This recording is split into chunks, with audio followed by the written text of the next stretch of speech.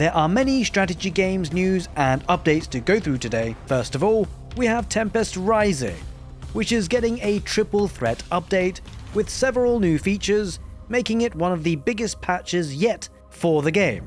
By popular demand in the community, 6-player matches are now available in both custom games and skirmish mode, which no doubt will be making for some massive, chaotic showdowns. On top of that, we are getting some new maps, 3 of which are for 6 players and another being a 4-player map, meaning that team gamers are eating well this update for Tempest Rising. Spectators and tournament players also have got some love in this patch. The spectator mode has been upgraded with better camera controls and more useful information for casters. This should make community tournaments smoother to watch and easier to follow, as you'll have a new HUD with lots of different player stats being on show. You'll be able to see the in-game chat, follow a selected player's camera movement, and toggle between players or teams as fog of war vision. Pretty standard for a good spectator mode, but I'm glad it's all there. For quality of life features, campaign and skirmish mode enjoyers will also have another feature to play around with, which is the ability to change the in-game speed. Input and key bindings have had a pass over as well, with most actions now being rebindable. A new sandbox mode with no bots has been added for skirmish, and a new reconnection system has been introduced, allowing players to reconnect to ongoing matches if they are experiencing internet issues. With the feature implemented, players will receive a pop-up about losing connection and will have up to 180 seconds to reconnect to the match. For the rest of the players, the match will be paused until disconnected players restore connection or cannot reconnect to the match after 180 seconds. Now, player colors have always been done really well with Tempest Rising, and now we are getting even more. 8 new player colors to choose from in custom, LAN and skirmish lobbies. Amongst all of these excellent updates, there has also been a whole slew of bug fixes, UI fixes, and balance changes. Tempest Rising launched well and continues to receive pretty good ongoing developmental support. Of course, however, I imagine a lot of people are still very eagerly awaiting to get their hands on the third faction, the Veti. The update is very much a welcome one, and I'm certainly looking forward to the future updates with Tempest Rising. What are your thoughts on Tempest Rising? Is it a game that you've played? And if so, how are you finding it? It was developed almost like a love letter to the old school RTS games, whether it be Command & Conquer, StarCraft, you name it, basically the games that a lot of us played in our childhoods. Has it lived up to your expectations? Is it just an average game, or is it a great game? What do you think? Let me know in the comment section below. Now, a lot of you will know that I have been following D.O.R.F real-time strategic conflict for a very long time, and today we have some great new footage of infantry units in D.O.R.F that I really wanted to go through with you all. Trust me when I say, you will not regret sticking around for this segment. First of all, we have a Grenadier, a close-ranged assault infantry armed with an SMG, grenades, and the ability to place landmines. The unit looks like it belongs to the Warband Tribe faction, and is looking like a very cool unit because whilst many RTS games in the past had infantry units specialized to do different things, for example, you often had a rifleman and a grenadier as separate units, well, this particular unit looks like it can do a bit of everything, making it really quite versatile. It's quite fun to sometimes have some of those units that can just demolish enemy armies, although I imagine there will be some counterplay units from the other factions. The next unit that we get a sneak peek of is the Mounted Recon. Seemingly belonging to the Union Imperial States faction, it's a reconnaissance cavalry armed with a long rifle and can use advanced optics to extend vision and detect stealth. A unit that looks absolutely wild. I mean, it's a dude on what looks like an ostrich. What's not to love about it? I absolutely love it. It looks like it's going to be a great way to give you vision on the map and allow other units in your army to have a better line of sight, giving it a really large attack range for some of these tanks. Because looking closely at this clip, well, the tank only actually fires on the enemy once this recon unit gets the enemy within scouting range. Next, we get to check out the Flamer, and as the name suggests, he's got a flamethrower. It can scorch surrounding entities, can even damage units hiding inside buildings, great for smoking out garrisoned enemy units. You gotta love the animations here, rich, vibrant, and well, explosive. Also pretty cool how the units get taken out by the explosions that they caused themselves. Well, not so cool for them, I guess. Not too sure which faction this unit belongs to, but it could be the Warband tribe again. Another unit that certainly looks like it belongs to the Warband tribe is the Wretch Chaka, an anti-tank and fortification infantry that throws small mutant creatures armed with a dynamic vest that runs towards enemies and self-destruct. An absolutely genius unit. I mean, how are you not going to have fun with this one? I've already got images in my mind of free-for-all games with like 8 players and some guy coming in with these to wipe everything out. Next we have the Combat Pioneer, who looks to be from the Triple Consortium New World Order faction, a close combat infantry and sapper armed with a combat shotgun and can place automated sentry guns. I love the utility of this unit, and the fact that he can set up turrets on the ground will make for some really fun skill expression. I think it has to be said already that the units we've seen so far just look super fun. Each of them have their own quirk to them, an ability, or just something that is unique and makes them wild. And lastly, we have the Power Suit, which I have to say from its description, looks absolutely busted. I hope it costs a lot because, well, it's an anti-tank powered exoskeleton and an advanced tank and infantry killer. I mean, both tank and infantry killer? It makes me want to spam only these power suit guys. Oh, and that's not it, by the way. It has an electrical blast that damages vehicles while momentarily disabling them. A unit that seemingly can do a bit of everything, and I'm not too sure how you're going to stop it. It looks so good. I love the fact that these units just look really fun to play. I don't think balancing is going to be something on the top of the minds of people. Maybe it will be a thing. But does it really matter if you're having fun with these units so much? For me, D.O.R.F. real-time strategic conflict just seems to get better and better with every update. There's so much that I love about it, it just looks like a game that's going to be really fun to play. With that having been said, let me know in the comment section below which of these units you think is going to be the best or most fun to play with, and what are you liking the most about D.O.R.F. real-time strategic conflict. Looking forward to seeing what you guys have to say. Now, with a little bit of innovation to the real-time strategy genre, well, with Age of Empires 4, the new DLC has the new game mode called the Crucible. It's an exciting time to be an Age of Empires 4 fan, especially if you are into the single-player game mode. Well, to be fair, even the multiplayer, because with the Dynasties of the East DLC, you'll be getting new variant civilizations, but the hallmark of this DLC has got to be the new game mode called the Crucible. When the Dynasties of the East DLC drops on November 4th, you'll be able to play this new game mode, which is a single-player roguelite mode built for, well, lots of replayability. Think of it like this. You're defending your civilization's wonder against relentless waves of enemies. But with a twist, every run is completely unique. Enemy compositions are randomized, secondary objectives change, and strategic decisions matter more than ever. Here's a breakdown of the mechanics. You choose one of 4 themed missions: Contested Coastline, Daimyo Dynamics, Forest Lords, or Watch Your Step. Each set in different historical zones with distinct enemies and landscapes. You'll defend your wonder for 45 intense minutes while facing escalating enemy waves. Survive longer to earn medals, bronze at 25 minutes, silver at 35, and gold at 45.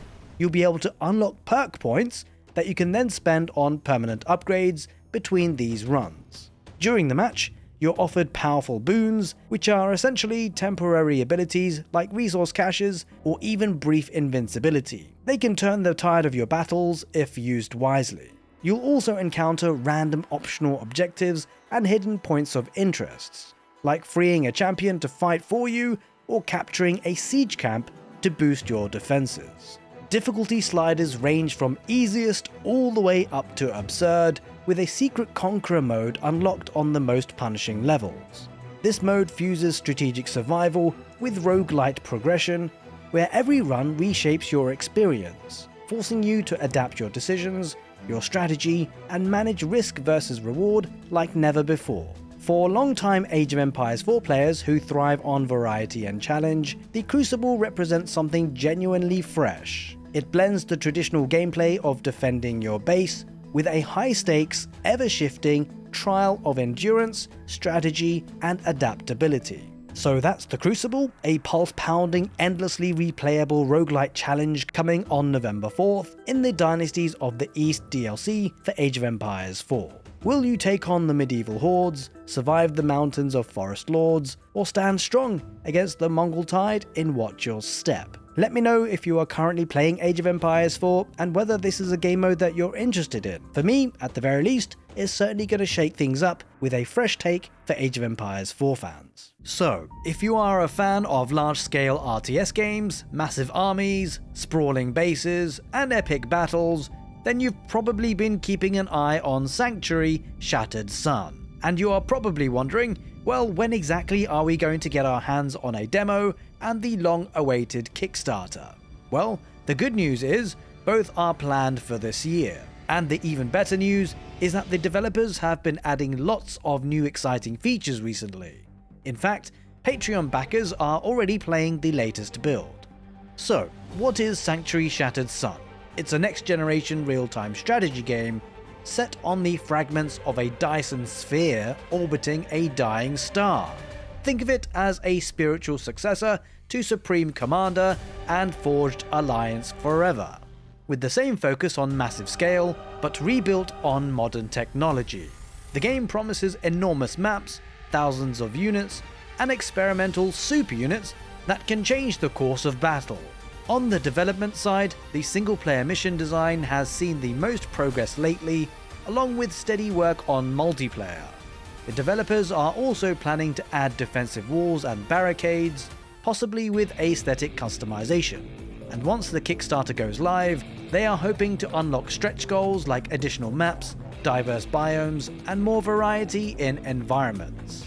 Quality of life features are also a big focus. Things like pre-building order queues, better UI, and clearer economy visualization are all being worked on to make large-scale gameplay smoother and easier to manage. One of the most exciting things, however, with Sanctuary: Shattered Sun, which is still kept under wraps by the way, are the gigantic top-tier experimental units. These haven't been shown yet, but if they're anything like the legendary experimentals from Supreme Commander, they're going to be absolutely game-changers. So, if you are hungry for a modern large-scale RTS, Sanctuary: Shattered Sun is shaping up to be exactly that. The demo is coming later this year, it seems that the Kickstarter is just around the corner, and there's a lot of reasons to be excited. The large-scale type of RTS games has a lot of sway with the RTS community as a whole, it has a rich history with some exciting titles.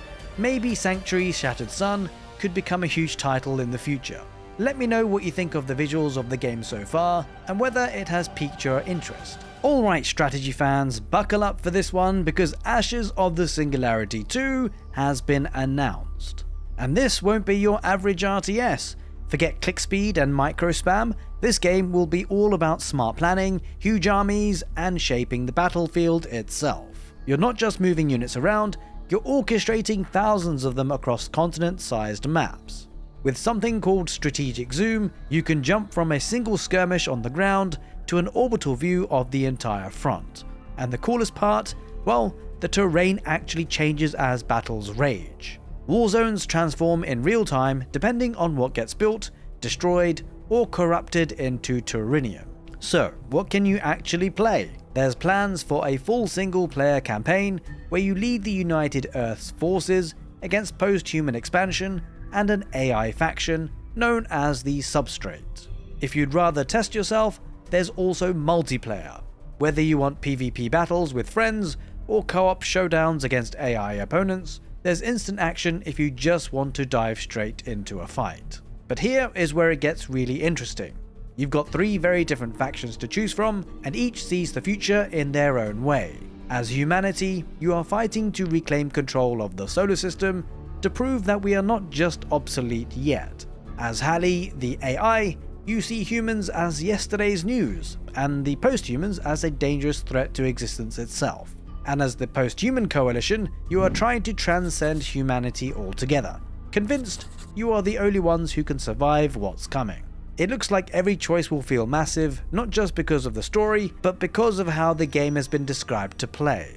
It's about logistics, positioning, and long-term planning. It looks like it's going to reward smart strategy, not just fast fingers. In any case, if you've been waiting for an RTS that looks to be truly thinking big, Ashes of the Singularity 2 is definitely worth keeping an eye on, and I certainly will. Ever wanted to run your own Roman Empire? Well, Anno 117 Pax Romana is here to let you do just that. This isn't just a city builder though, it's a full-on strategy game where every choice matters.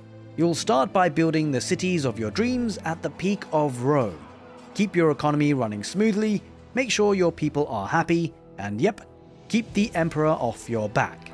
You'll go from the lush heartland of Latium to the wild Celtic wetlands of Albion.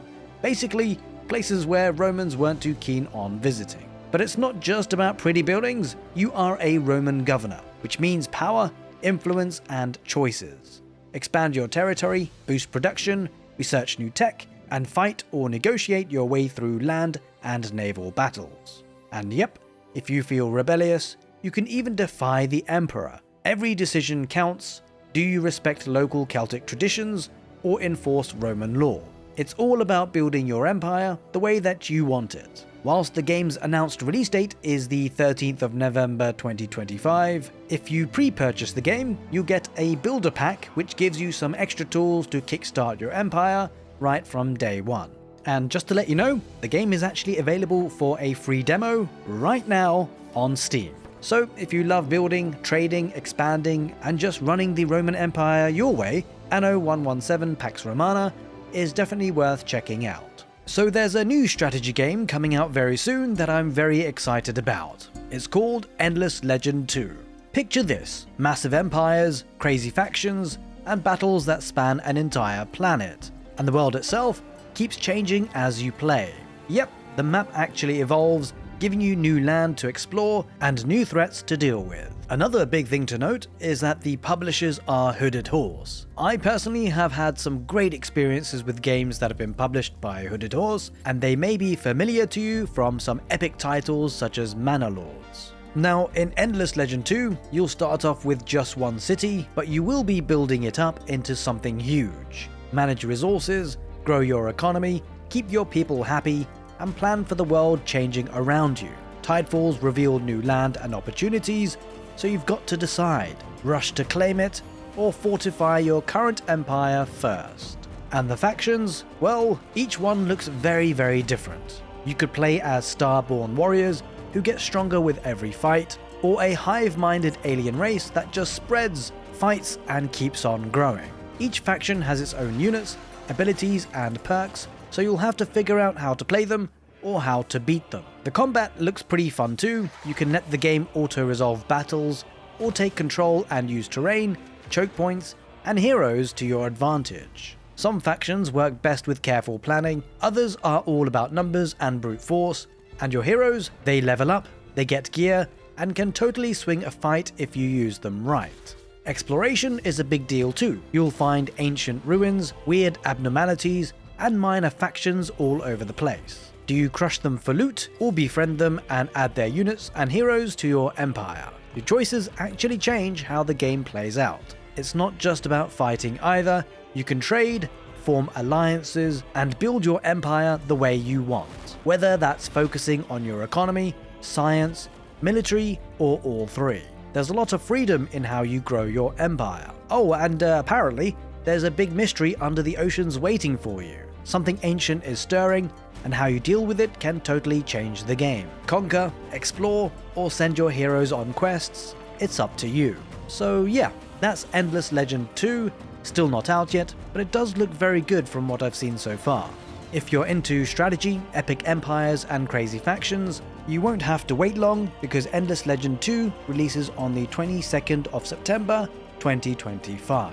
So I hope you guys enjoyed this rundown of the latest strategy games news and updates, and if you did, make sure you give the video a thumbs up. More importantly, make sure you are subscribed and you've hit the notification bell so that you do get a bit of a ding dong when I do upload the next video. Before you go, YouTube's very intelligent algorithm says that this video that's on your screen right now as the end card would be a very good video for you to watch. I'm kinda curious how accurate YouTube is or not.